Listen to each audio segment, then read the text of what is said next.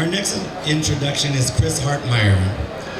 Reverend Chris Hartmire, a Presbyterian minister, worked closely with Cecil even before the union was founded in 1962. As a longtime director of the California Migrant Ministry, it later became the National Farm Worker Ministry. He played a vital role for decades. He organized clergy from all faiths across North America to actively provide crucial support for the farm worker strikes and especially for the boycotts. To speak on behalf of those who organized the Great Boycott from 1965 to 1970, ladies and gentlemen, it's my honor to introduce and please welcome the Reverend Chris Hartmire.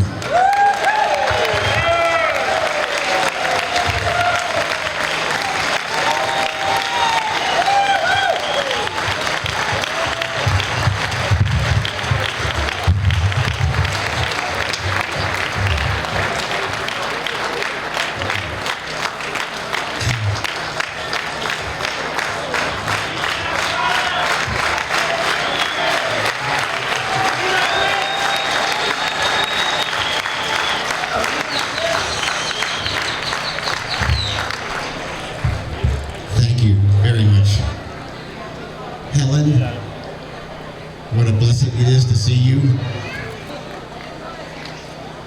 and all of you folks who have been supporting the farm workers movement for all these many years. God bless you all.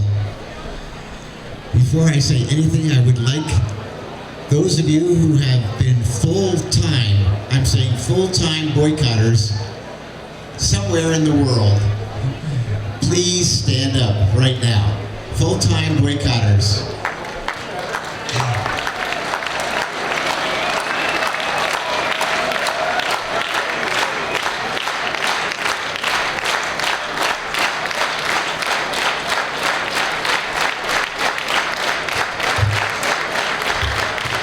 Thank you.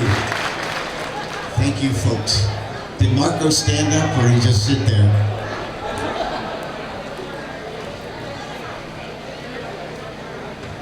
The heart of the Great Boycott became the strikers who in 1967 drove across the country to strange, cold cities, many of whom did not have many Spanish-speaking residents, most of whom did not know what a grape vineyard was. But the strikers went there just for one purpose, to tell their story and to ask people to boycott grapes.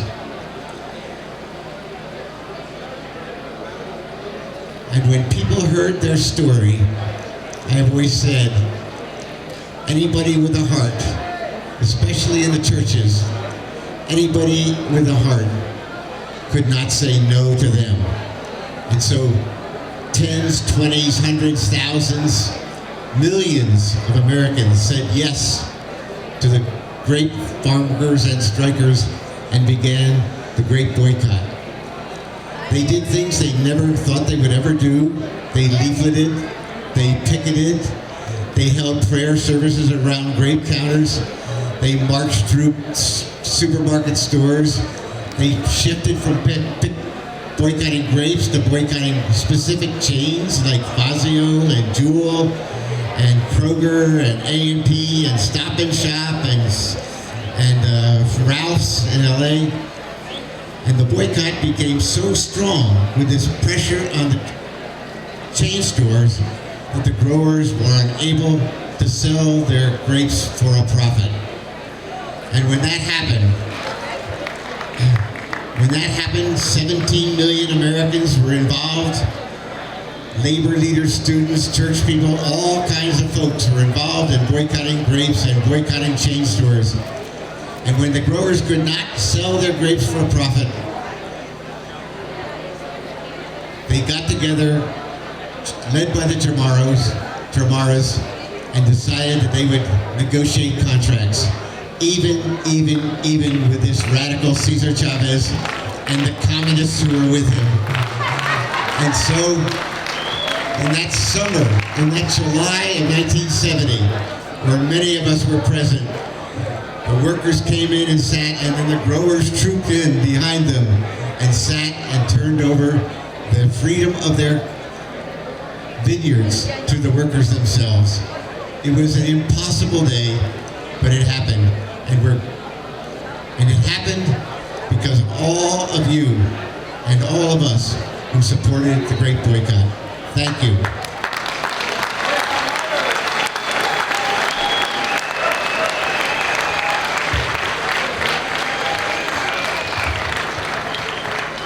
One more round of applause, please, for Reverend Hartmire.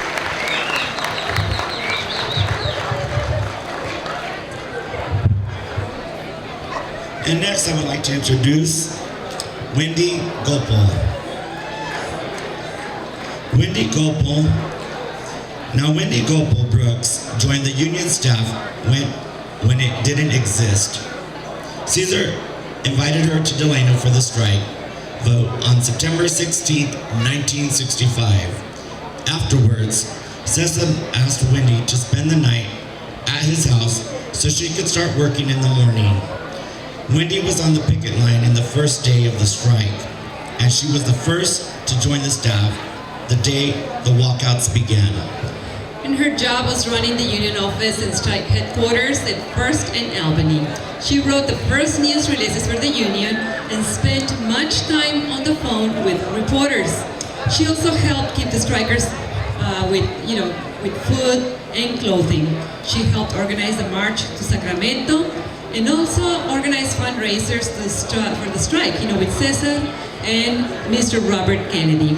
Speaking for the full-time union staff from 1965 and on, ladies and gentlemen, please welcome Wendy Goepel Brooks. Bienvenida.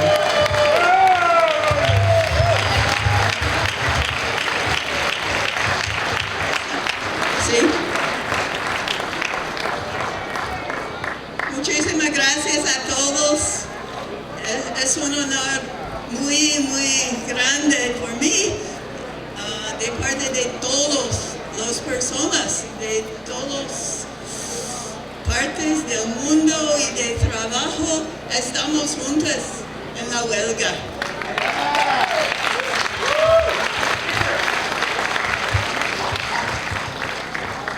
I grew up in New Jersey and I always wanted to go to California.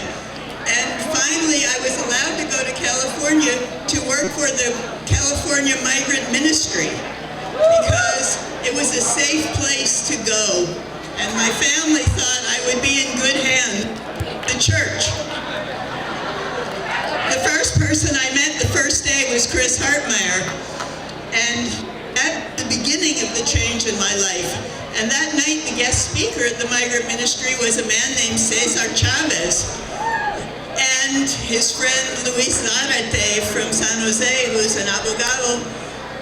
And I realized there was more to it than the church had led me to believe.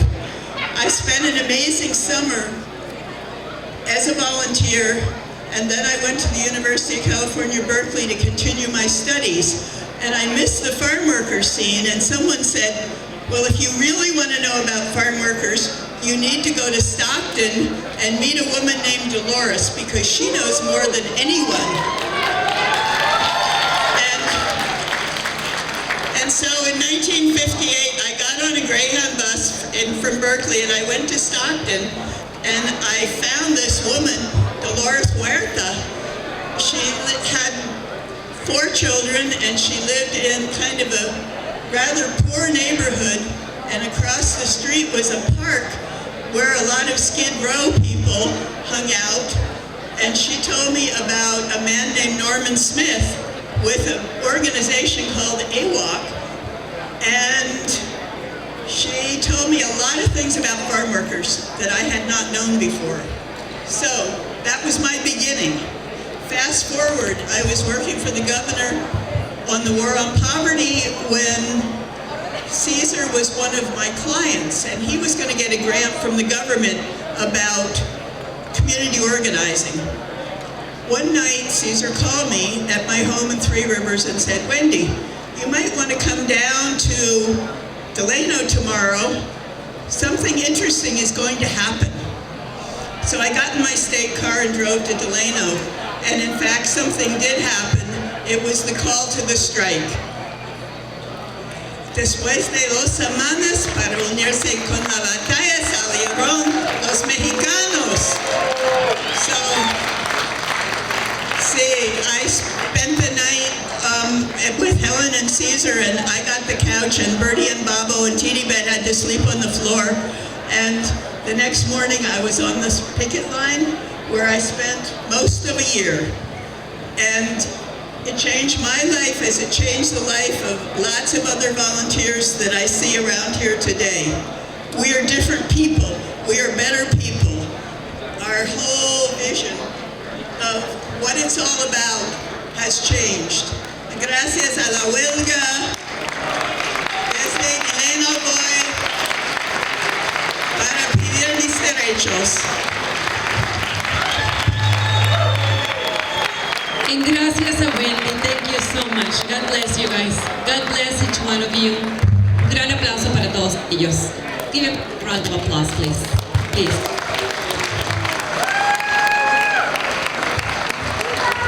If you are thirsty, I just want to remind you that there's free drinks on the booths, so please, just ask for assistance if you are thirsty or if you need any help. Also, the restrooms, are in the back. And this time, we also want to we want to acknowledge the assistance of 2 VIPs, that are here with us today. Assembly member Kevin McCarty.